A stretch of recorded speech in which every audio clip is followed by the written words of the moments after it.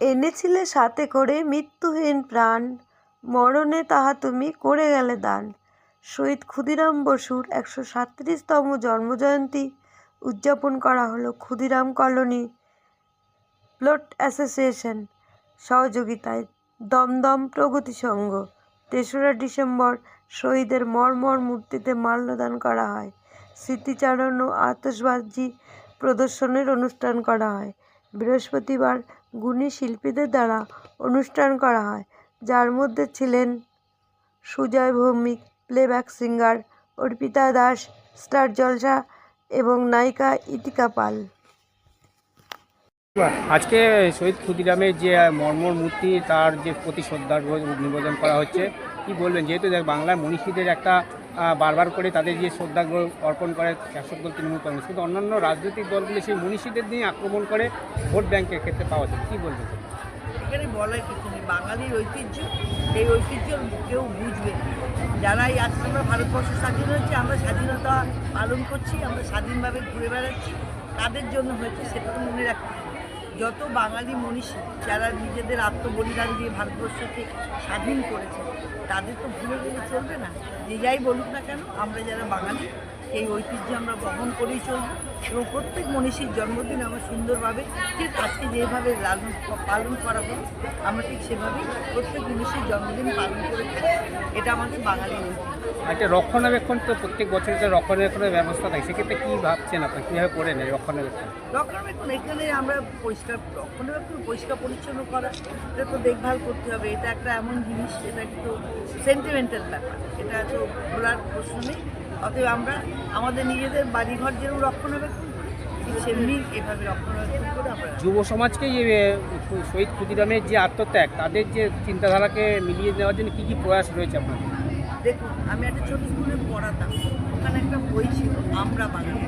আমি প্রত্যেক মঞ্চে দাঁড়িয়ে যখন বক্তব্য রাখি, আমি তখন কিন্তু এই নতুন প্রজন্মকে বোঝানোর জন্য যে আমরা এখন মা বাবা যারা, তাদের প্রত্যেককে বলতে হয় যে এই যে মনীষী যারা ছিলেন তারা কি, তারা কে, তারা কেমন, তারা কী করেছিলেন। এখনকার প্রজন্মের বাচ্চাদের এটা শেখাতে হয়, যেটা আমরা জানি, এখন এরা অনেকেই জানে। আর আগামী 6ই ডিসেম্বরে সংহতি যাত্রায় মুখ্যমন্ত্রী পদযাত্রা করবেন, সেক্ষেত্রে কী বলবেন বাংলার সংহতি রক্ষার ক্ষেত্রে? সেটা তো করবোই, সেটা আমাদের নেত্রী মুখ্যমন্ত্রী মমতা বন্দ্যোপাধ্যায় দেখেছি। আমরা সবাই সেখানে যাব এবং সেই সংহতি যাত্রায় সবাই সামিল হব এবং এটা আমরা করবো যে বাঙালিদের যে ঐতিহ্য, সেই ঐতিহ্যকে যেন সুন্দর করা যায়। এটা কত বছর ধরে চলছে এই অনুষ্ঠান, এই ধরনের অনুষ্ঠান? এটা আমি তো 3 বছর, এটা আমরা ছোটোবেলা থেকে দেখছি। বুঝতে পারছেন, 137 বছর, তার মানে নিশ্চয়ই অনেক, মানে তখন হয়তো আমি জন্মাইও নি, কিন্তু আমি ছোটোবেলা থেকে দেখি। ধন্যবাদ। এই অনুষ্ঠানটা আমরা প্রতি বছর আন্তরিকতার সঙ্গে পালন করি। এবছরও করছি। আমরা প্রতিবার 3 দিন 4 দিন অনুষ্ঠান করি। একটা এসআইআর কারণে আমাদের অনেক ব্যস্ততার জন্য, আর তার সঙ্গে স্কুলে পরীক্ষাও চলছে, এই জন্য আমরা অনুষ্ঠানটাকে 2 দিনের মধ্যে আমি নিয়ে এসেছি।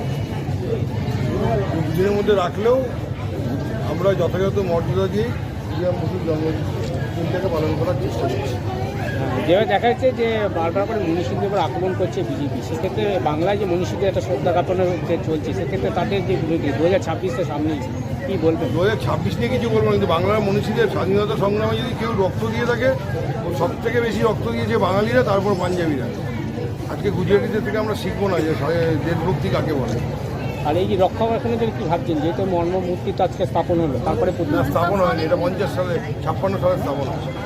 এটা রক্ষণাবেক্ষণ এটা আমাদের পাড়ার পক্ষ থেকে রক্ষণাবেক্ষণ যথেষ্ট ভালোভাবে করা হয়ে থাকে। আমরা এর আগেও এটাকে নতুন করে আবার পুনর্নির্মাণ করেছি, মূর্তিটাকে রেখে পুরো টোটালটাই আমরা নতুন করে বানিয়েছি। এটা আমরা ক্ষুদিরামকে মাথায় রেখেই আমরা অন্তত এই পাড়ায় আমরা কাজটা করে থাকি। আর রক্ষণাবেক্ষণ নিয়ে কোনো বলার কোনো জায়গা নেই, এটা আমরা সারা বছরই ঠিকঠাক করে রক্ষণাবেক্ষণ করে থাকি। অনুষ্ঠান সূচি কী কী আছে এবং কদিন চলবে? অনুষ্ঠান 2 দিন চলবে। আজকে ট্র্যাডিশনালি যেরকম মাল্যদান, সমাজ বক্তৃতা আছে, তারপর আতশবাজি প্রদর্শনী আছে। আগামীকাল সাংস্কৃতিক অনুষ্ঠান, আমাকে নিয়ে ধন্যবাদ।